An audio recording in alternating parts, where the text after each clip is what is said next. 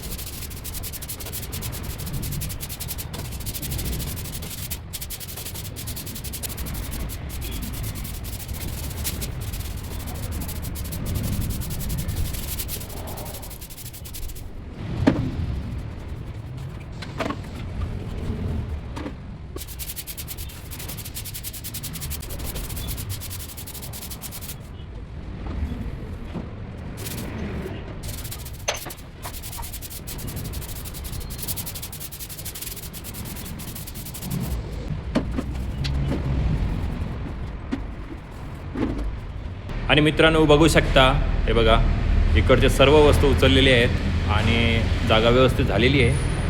आता हे जे बकेट आहेत ते कलरचे आहेत, ते तर उचलून बाजूला ठेवणार आहे. आणि तसंच हा बेड आहे तो आम्ही सरकवून इकडे घेणार आहे, इकडे आणून ठेवणार आहे. तर मित्रांनो आता साफसफाई करून झाली आणि मी धुणार होतो लादी पाणी मारून. पण काय झालं की लाईट गेली आहे. पाठीमागे बघू शकता, हे बघा इकडे मीटर रूममध्ये लाईट दिसत नाही आहे, ती लाईट गेली आहे. नाहीतर काय होणार होतं की मी आता ताबडतोब पाणी मारून ना निरमा टाकून धुणार होतो, पण लाईट गेली. आता काय करणार, आता ते उद्याला गेलं का. तर मित्रांनो आजचा हा ब्लॉग तुम्हाला कसा वाटला हे नक्की सांगा. भेटूया पुढच्या ब्लॉगमध्ये. तोपर्यंत धन्यवाद, थँक्यू.